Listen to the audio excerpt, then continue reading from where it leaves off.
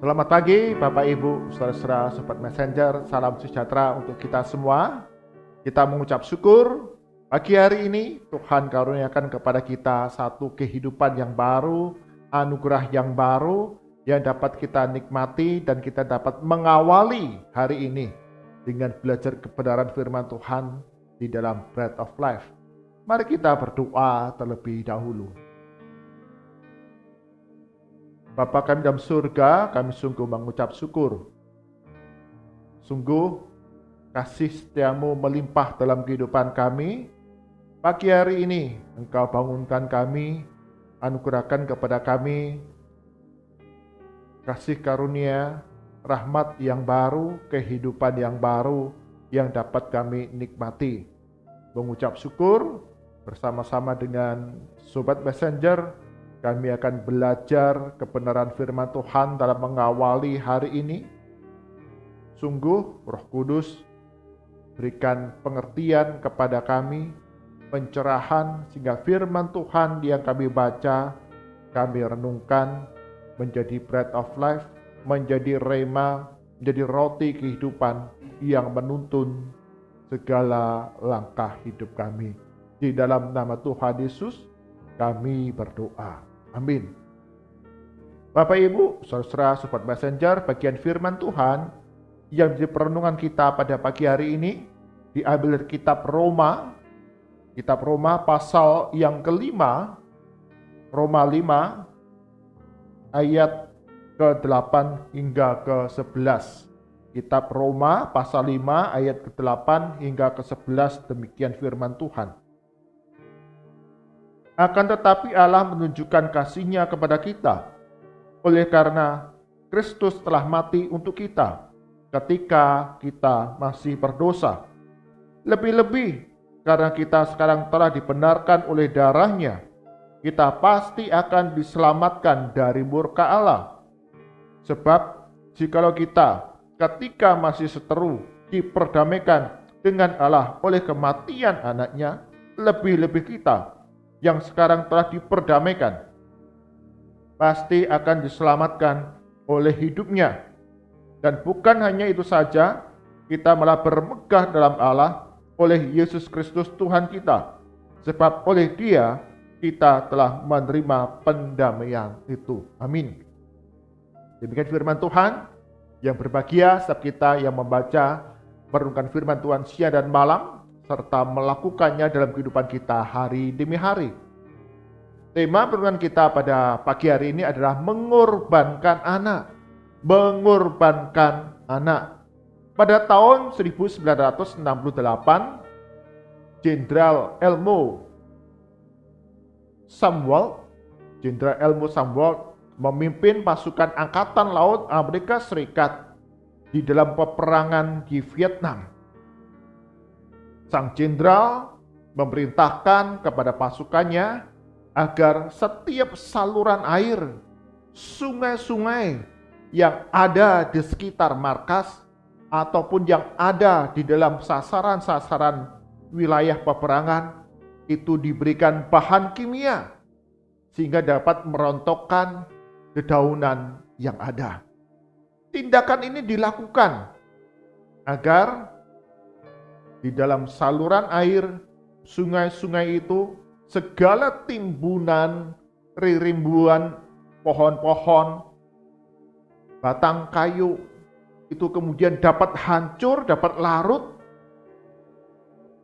sehingga akan menyulitkan bagi orang-orang Vietnam Utara dapat melakukan serangan tiba-tiba kepada kapal-kapal patroli yang ada di wilayah peperangan tersebut. Jadi bahan kimia itu akan ditaburkan di saluran air, di sungai sebelum kapal-kapal patroli, sehingga semua batang itu akan hancur. Semua daun, batang, pohon, segalanya akan hancur, larut ke dalam air, sehingga tidak ada orang-orang Vietnam Utara dapat menyerang tiba-tiba dari kedalaman air. Salah satu pemimpin dari kapal patroli adalah anak laki-laki sendiri dari Jenderal Elmo. Tetapi kemudian anak laki-laki Jenderal Elmo ini pada tahun 1988 dia mati karena menderita kanker. Jenderal Elmo yakin bahwa kematian anaknya karena sakit kanker ini diakibatkan zat kimia yang diperintahkan olehnya ditaburkan di saluran air, di sungai-sungai, di rawa-rawa, di tempat sang anak ini kemudian bertugas di sana. Jenderal Elmo sangat menyesali keputusan yang dia ambil, karena itu mengakibatkan penderitaan dan kematian anaknya. Tujuan Jenderal Elmo untuk melindungi pasukannya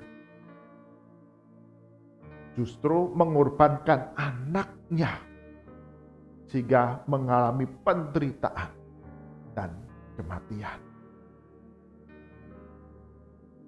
Bapak, Ibu, saudara-saudara, Sobat Messenger, tentu setiap kita orang tua, kita punya kerinduan, kita punya keinginan mendatangkan sukacita, menghadirkan kesenangan, kebahagiaan, kebaikan bagi anak-anak kita.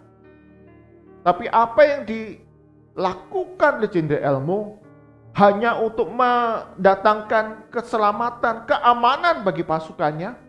Keputusan yang diambil justru mengorbankan anaknya. Ada satu kesedihan, ada satu penyesalan di dalam hati Jenderal Elmo. Bapak, Ibu, saudara-saudara, Sobat Messenger, betapa lebih memilukan kesedihan Allah Bapa di surga ketika Dia menyelamatkan kita, manusia yang berdosa. Bagian firman Tuhan yang kita baca, Paulus mengingatkan kepada kita semua bahwa Allah mengambil keputusan untuk menyelamatkan kita manusia yang berdosa, yang disebut seteru Allah. Ketika kita masih jatuh di dalam dosa, Allah mengambil keputusan menyelamatkan kita ini dengan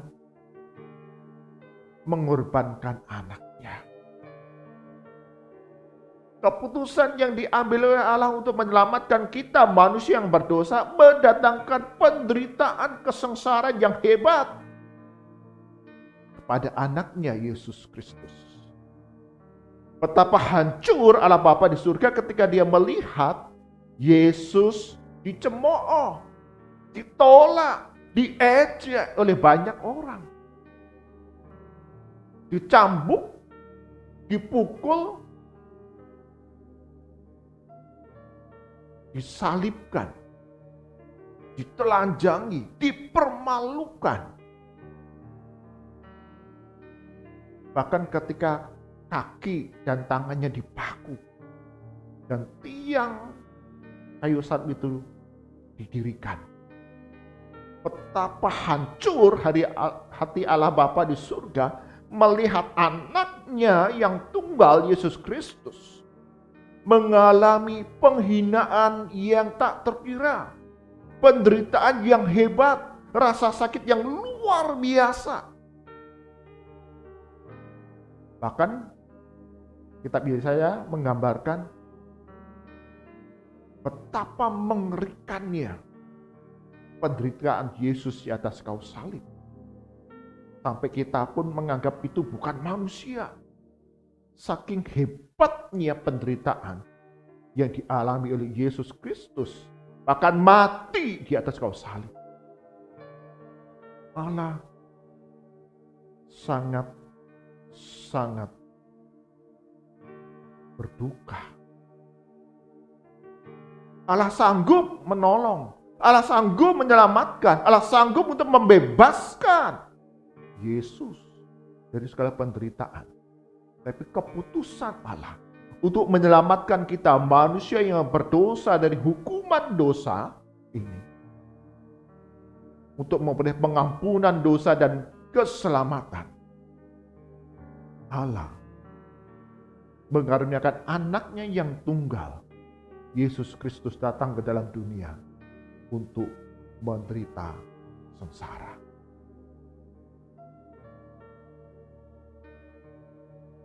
Sungguh betapa hancur hati Allah. Bapak, Ibu, saudara-saudara, sobat passenger, setiap kita orang tua, ketika kita melihat anak kita sakit, anak kita menderita kesakitan, acap kali kita mengatakan, "Ya Tuhan, biarlah aku yang menanggungnya." Dan kita akan menggunakan berbagai macam usaha kita, bagaimana anak kita disembuhkan, dipulihkan.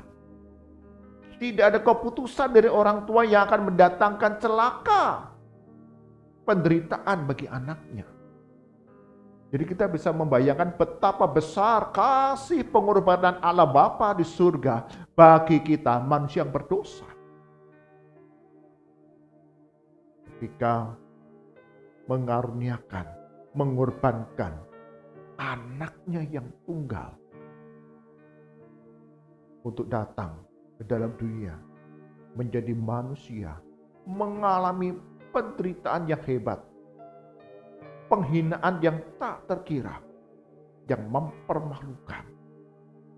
Tapi itu semua dikerjakan karena dosa-dosa kita. Agar setiap kita yang percaya kepada Yesus Kristus, kita memperoleh pengampunan dosa, kehidupan yang kekal, keselamatan. Sehingga setiap kita yang sudah menerima anugerah keselamatan, dikatakan di dalam ayat yang ke-11. Dan bukan hanya itu saja, kita malah bermegah dalam Allah oleh Yesus Kristus Tuhan kita, sebab oleh Dia kita telah menerima pendamaian itu. Kita diajar untuk bermegah, katakan di sana, dalam Allah oleh Yesus Kristus Tuhan kita.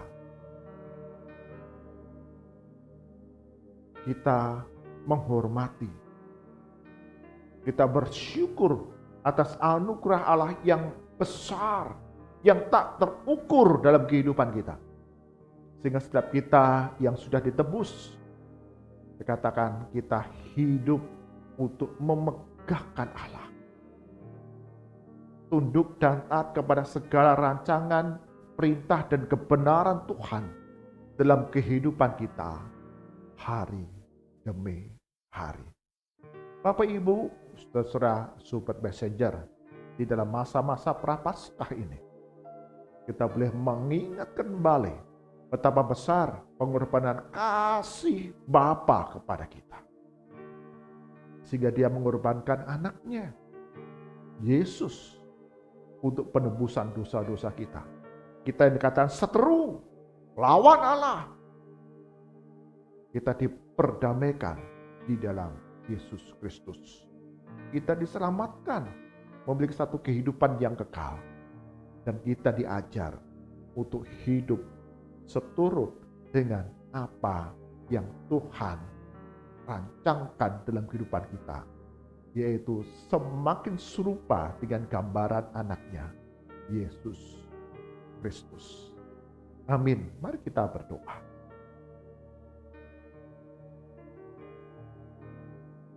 Sungguh kami mengucap syukur ketika melihat kembali di dalam masa-masa Prapaskah, pengorbanan kasih Bapa yang begitu besar bagi kami manusia yang berdosa, yang disebut seteru, lawan, memberontak kepada Allah. Tapi kasih-Mu yang besar mengaruniakan Yesus Kristus, mengorbankan anak yang tunggal bagi penebusan dosa-dosa kami.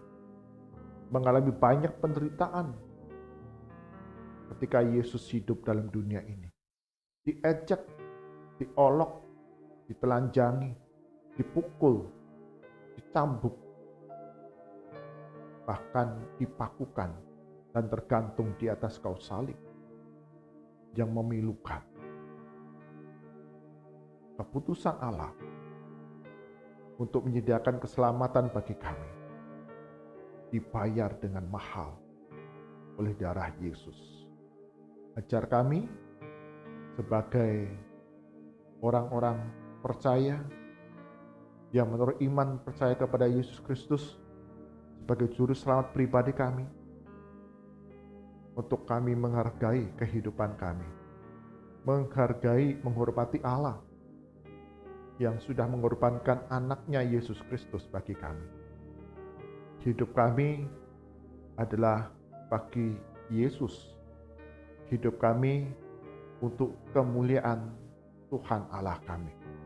Berkati hidup kami hari demi hari semakin serupa dengan gambaran Yesus Kristus.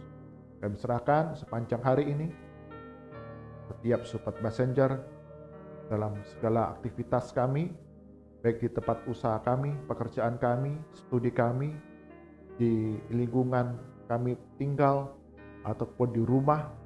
Segala hal yang kami kerjakan, kami lakukan, mendatangkan kebaikan, keberhasilan, dan Tuhan Yesus cukupi akan segala kebutuhan kami sepanjang hari ini. Dalam perjalanan-perjalanan yang kami tempuh, Tuhan Yesus berikan karuniakan keselamatan bagi kami ketika berjumpa dengan banyak pribadi, banyak orang. Keberadaan kami membawa kemuliaan bagi nama Tuhan. Berkati ya Tuhan untuk setiap lembaga pelayanan Kristen, baik sekolah, rumah sakit, panti asuhan, panti jompo, pusat rehabilitasi, dan segala hal. Sungguh Tuhan Yesus, kami anak-anakmu yang terlibat dalam penata layanan di dalam berbagai lembaga pelayanan Kristen ini, kami sungguh mengingat betapa besar kasih Bapa bagi kami, yang mendatangkan pemulihan, yang mendatangkan kebaikan, keselamatan, dan pengampunan dosa, serta pendamaian. Sungguh, ketika kami mengambil dalam rupa-rupa pelayanan yang ada, sesuai dengan karunia yang Kau berikan, kami melakukannya segenap hati kami, segenap akal budi kami, kekuatan kami, roh dan jiwa kami. Sehingga banyak orang boleh dipulihkan, banyak orang boleh mengalami kasih Yesus Kristus. Berkati setiap pengelola lembaga-lembaga pelayanan Kristen ini, senantiasa ada kesehatian, sinergi, buat hindarkan dari berbagai konflik yang mendatangkan perpecahan dan kehancuran pelayanan. Tetapi sungguh hari demi hari semakin baik, semakin memperlengkapi, memulihkan banyak jiwa. Mengucap syukur untuk anak-anak Tuhan yang boleh mengambil bagian, mendukung pelayanan lembaga-lembaga pelayanan Kristen ini. Senantiasa Tuhan juga berkati dalam kehidupan mereka hari demi hari. Kami berdoa bagi bangsa dan negara kami Indonesia. Sungguh Tuhan Kau berbelas kasihan bagi bangsa dan negara kami Indonesia ini di dalam berbagai krisis yang dialami. Sungguh berikan hikmat bagi pemerintah dalam pengambilan keputusan, tindakan-tindakan yang dilakukan, khususnya untuk pembangunan ibu kota negara yang baru. Semua dapat berjalan dengan baik karena Tuhan yang memberikan pertolongan, campur tangan, sehingga setiap rancangan pemerintah, khususnya untuk ibu kota negara yang baru nanti, semua dapat berjalan dengan baik dan mendatangkan satu kemajuan bagi negara kami Indonesia ini, semakin berdaulat, semakin kokoh kuat di dalam ekonomi, semakin stabil dalam kedaulatan, keamanan, dan pertahanan, dan masyarakat mengalami kemakmuran, kesejahteraan, keamanan, kenyamanan, dan kasih satu dengan yang lain. Mari angkat tangan kita, arahkan hati kita kepada Tuhan, dan kita terima berkat daripadanya. Kasih karunia dan damai sejahtera dari Tuhan kita Yesus Kristus, pemeliharaan yang sempurna dari Allah Bapa, serta persekutuan dengan Roh Kudus senantiasa menerangkah kehidupan kita hari demi hari sebagai anak-anak Tuhan yang memperoleh keselamatan, pengampunan, pendamaian dalam Yesus Kristus, hidup semakin hari semakin serupa dengan Yesus Kristus yang melimpahkan berkat-Nya bagi setiap kita dari sekarang sampai selama-lamanya. Amin. Bapak, Ibu, saudara-saudara, Sobat Passenger, pengorbanan kasih Bapa begitu besar bagi kita manusia yang berdosa. Kita yang layak binasa dan hancur ini.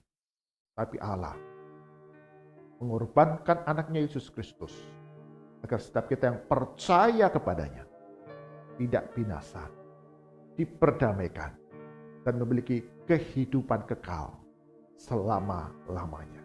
Tuhan Yesus berkati kita semua.